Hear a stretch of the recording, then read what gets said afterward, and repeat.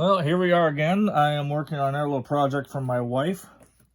And if anybody's ever bought LED strip lights that you can just stick on to like the underside of a cabinet or anything like that, you get them like this. And they don't bend too easy, so they have these little strips right there that you can cut it on and then solder wires to. It's tricky. You will screw up, especially if you've never done it before. But, so what you do, if you just cut it along those cut lines there, you can actually just peel it back. The clear coating that's on these, sometimes you can buy this without the coating, which makes it a little easier. But, yeah, so we peel that off. Just like that. Okay? Now that's what we're left with here.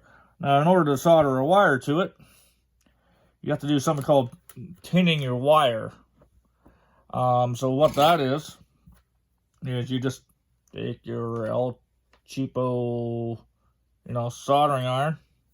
Like this one I got off Amazon for 25 bucks with a kit full of crap. That is pretty much crap because the solder itself isn't very good. So what you do, I'll get this so you can see it. Okay, so you just take your soldering iron, lay it there like that. Take your wire, kind of heat it up a little bit. Put a little solder on there. Kind of like preheat some solder on there. Makes it a little easier. As I said, the soldering iron isn't very good, but I was too lazy to go buy a good one. Let's put a little more on there, I guess. So let that sit there for a minute. And when it starts to get solder in it, you can actually see the wire literally pull in the solder like that. See how it's nice and silver? That means it's got lots of solder in it. And now the next hard part is soldering it to that. So let me get that back in view. Okay, I'm just sitting my coffee cup on it. So even with that, you have to pre-tin it a bit. So what I do, I don't know, there's a million ways to do this. This is what I find that works. I take my soldering iron like that. Just load it up with a little solder.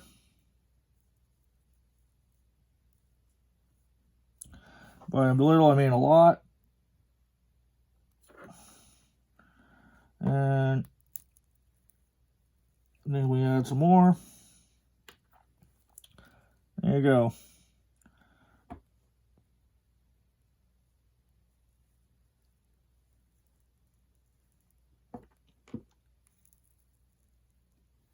And just like that. So now we want to attach our wire to it. I would really suggest you use a pair of tweezers. My soldering kit actually came with them. So also, these strips are labeled negative and positive sometimes. This one says it's negative there. So obviously we will put the red wire on the top one, because that's positive.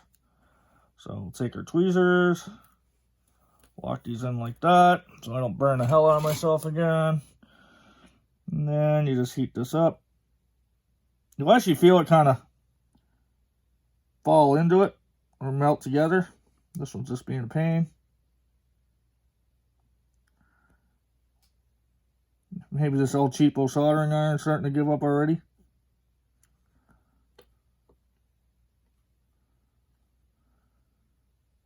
Which it could be. There's a fair bit of solder to heat up right there.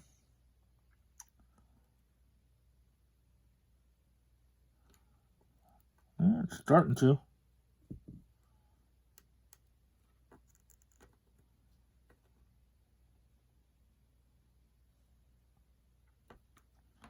No, that's not doing it yet. This thing's just being garbage. Sometimes, if you put a little solder on the tip, It just helps it conduct the heat a little better.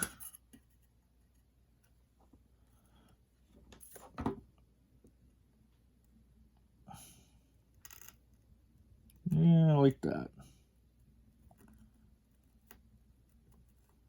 There you go. Just hold it there until you see it actually solidify. Now, the other problem with these are very, very fragile. So, usually I'll solder both wires on there and then test them with a test lead, a multimeter, or just wire them to the next one. And then if it's good, then I'll hot glue these so they can't come off, because they will just break off, and then you can't reuse these, so you gotta go back to the next one and cut it off there. So that's the problem with these. But I'll bring you back once I get more done. I'll kind of show you what it looks like. All right, so I've got two sections of this LED light strip soldered together. Like I say, you always test it. That way you know if there's a fault somewhere, like you have a cold joint or something where it broke off and you got to fix it. So I'm going to plug it in. Let's see if it works.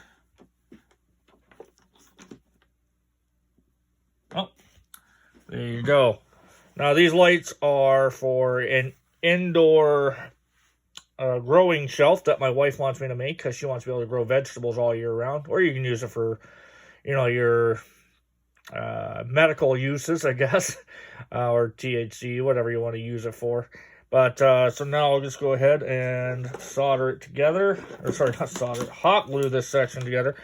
This is like a $4 or less mini glue gun that you can get at the dollar store. So all I do, put a liberal amount on there.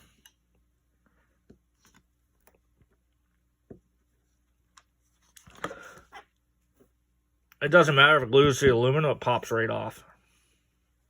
So I'll just unplug it for now. If I can, one-handed. We'll leave it. But yeah, now if you do all this, I have about, I don't know, probably another 15 of these to solder together.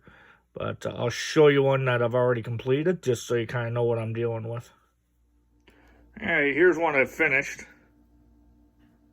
And they're pretty bright. Like, as you can tell, some of them aren't even because I screwed up and had to cut sections out to fix it. But,